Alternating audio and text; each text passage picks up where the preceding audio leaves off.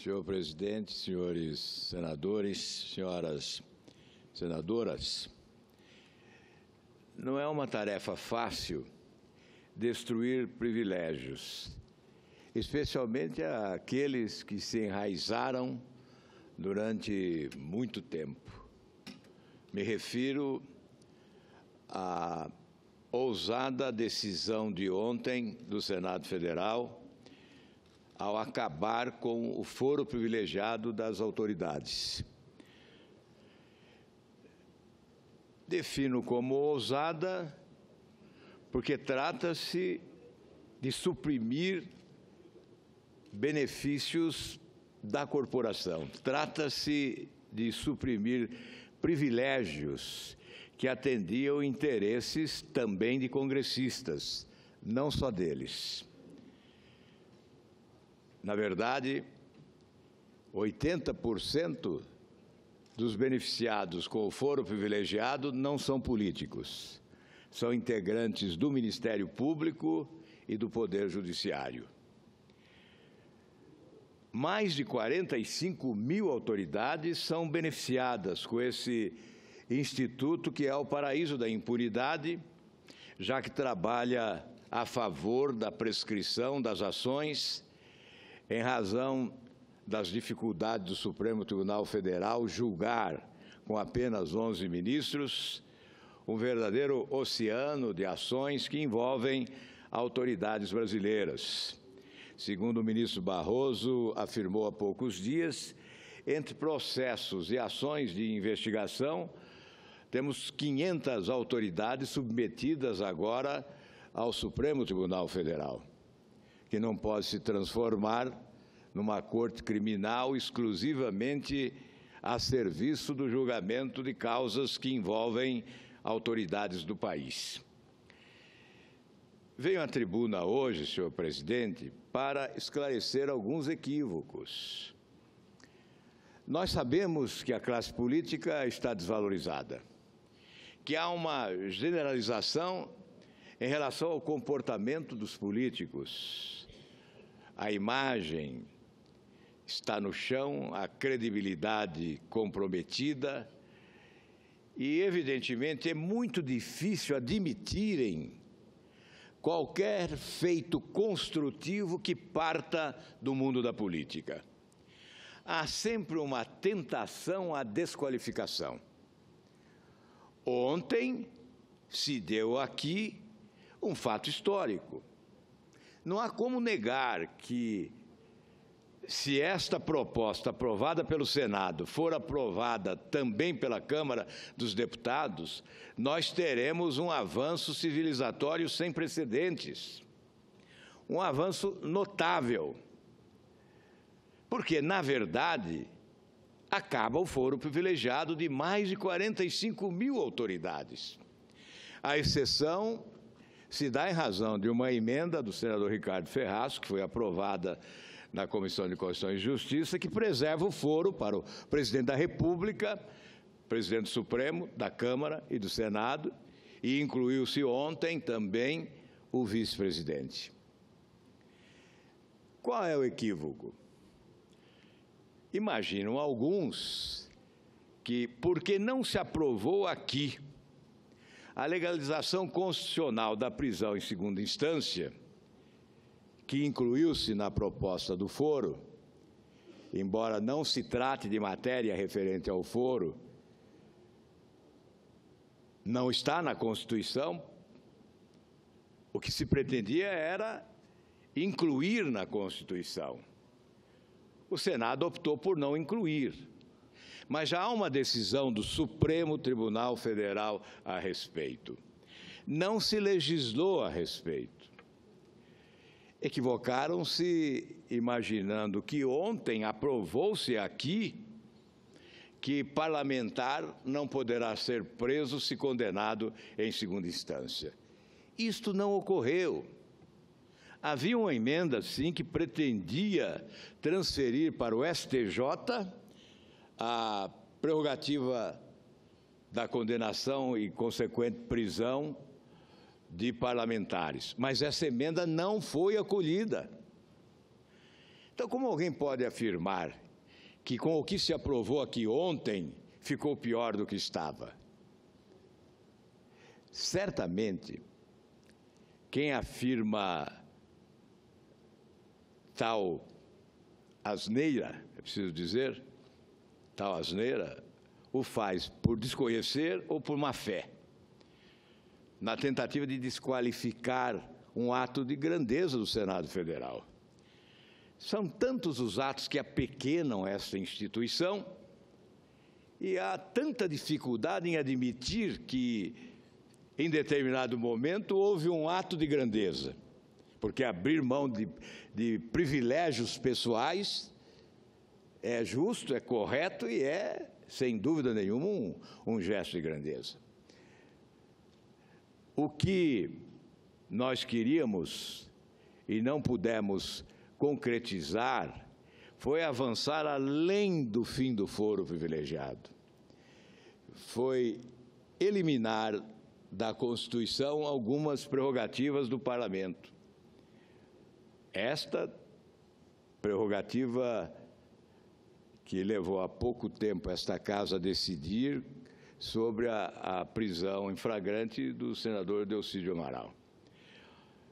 Então, não houve alteração em relação à convalidação da prisão em flagrante que passa pelo Poder Legislativo.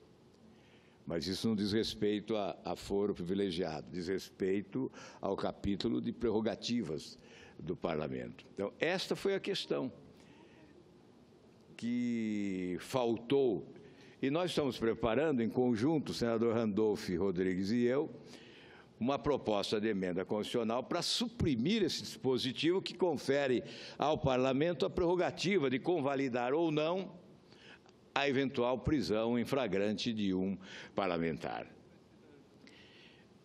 Mas, em síntese, acaba o foro. Isso, portanto, é um avanço notável. Como admitir que alguém possa afirmar que não, que aqui se fez um acordo para beneficiar parlamentares?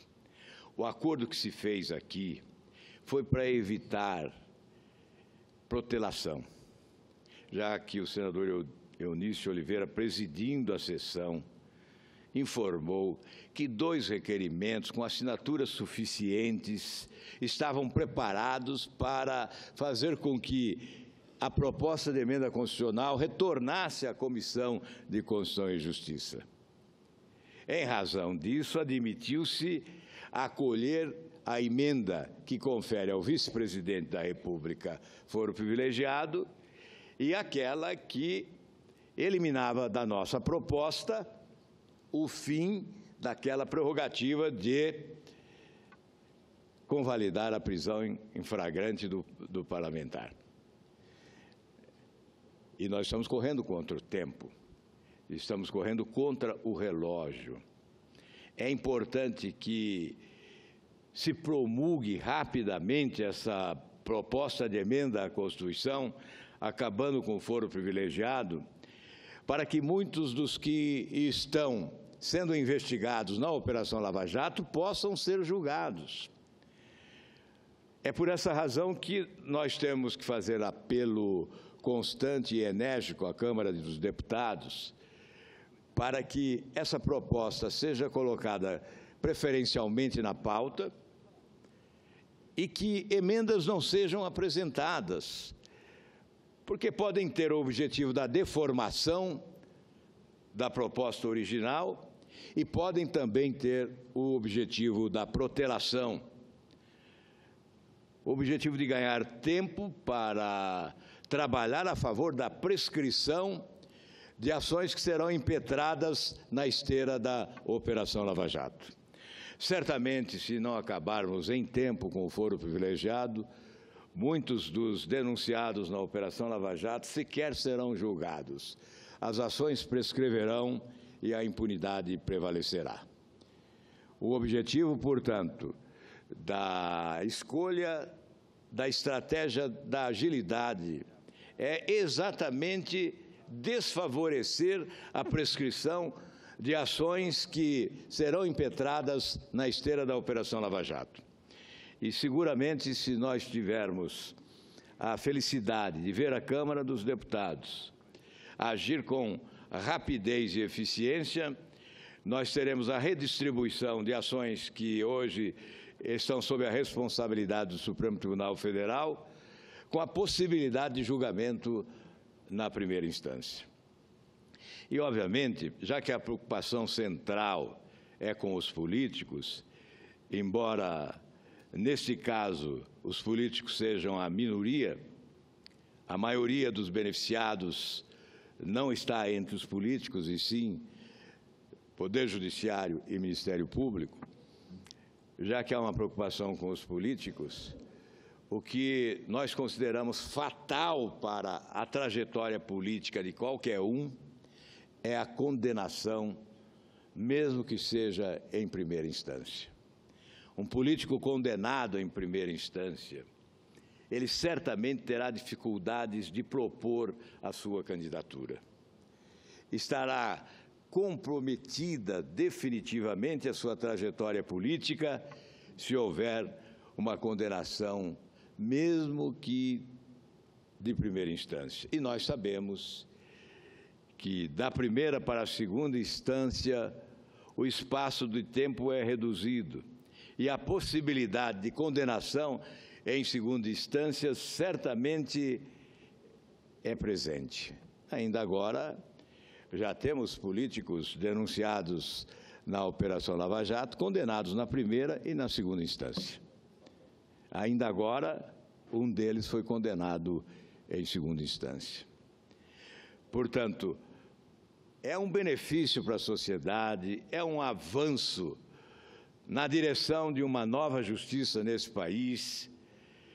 Se há esta esperança de que está nascendo no Brasil uma nova justiça a partir desta investigação monumental promovida pela Operação Lava Jato, se há esperança de que está nascendo uma nova justiça no país, certamente isso será verdadeiro se a Câmara dos Deputados concluir com a aprovação da proposta aprovada ontem no Senado Federal, porque estará decretado o sepultamento do foro privilegiado das autoridades brasileiras e todos seremos realmente iguais perante a lei.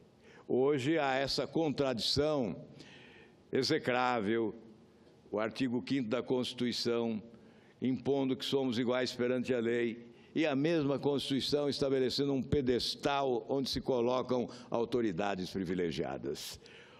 Ou acabamos com o foro definitivamente, ou a Constituição será uma mentira. A oportunidade está agora na outra casa do Congresso Nacional. E certamente haveremos de esperar que a Câmara dos Deputados cumpra também o seu dever, como fez o Senado Federal. Mas não digam que o foro não acaba com essa proposta. Aliás, é bom dizer, até em defesa do relator, a proposta original foi integralmente aprovada sem alteração alguma. O que não se aprovou foi acréscimo, o que se acrescentou através de alterações propostas ao projeto original.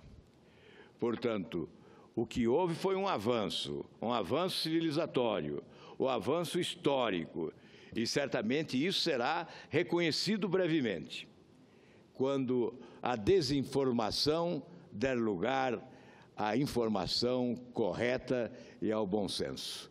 Muito obrigado, senhor presidente.